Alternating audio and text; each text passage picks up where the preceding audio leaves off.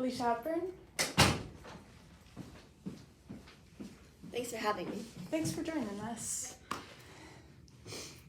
Could you walk me through a project you completed and the steps you took to ensure its success? Yeah, well, I'm in an academic program called Performance Learning Program, where we do vast amounts of project-based learning. And from my experiences with those projects, such as creating media and filming a documentary and making an infographic, I've learned the process best suited for me is to brainstorm, plan, and revise, as well as reflect. And I think by doing this process, I'm able to find the successes and flaws in my work to constantly improve what I'm doing. How do you decide on the most effective approach when encountering a problem while performing a work task? Well, when I encounter a problem while performing a task, I quickly analyze the situation and set clear goals, breaking the task into more manageable pieces. And I use my communication skills to time manage the strategies for my next actions. When is a situation when this has happened?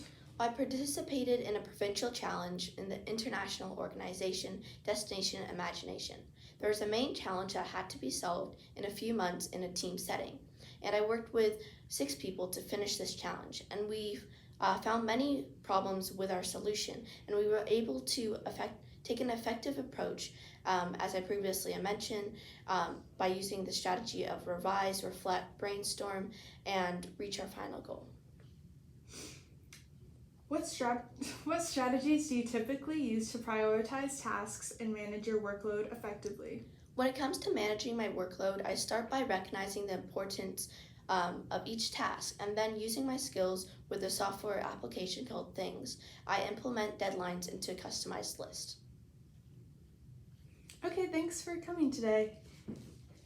Thank you. McKenna Crawford? Hi, thanks for having me. Glad to have you.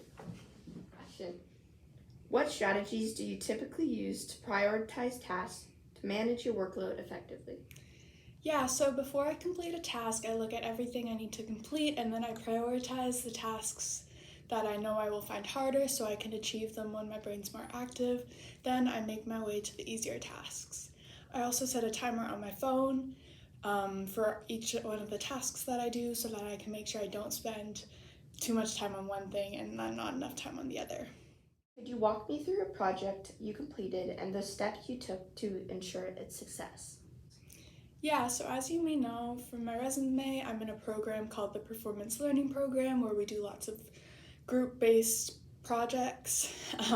These projects can be both in groups or individual, but regardless on whether I'm working with others or not, I still like to go through the following steps to ensure I create the best work that I can. Those steps involve brainstorming, planning, revisiting, and then finally reflecting. When we reflect, we write about our project and then what we could do better next time or what we enjoyed, and then we post these all on our blogs, which is also in my resume.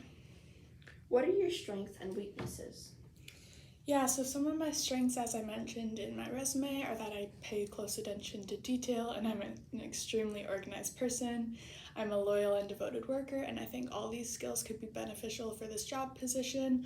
Although I think organizing is good, it's also one of my weaknesses because I can also be a perfectionist lots of the time, which has its positives and negatives. Okay, thank you for doing this interview. Thanks.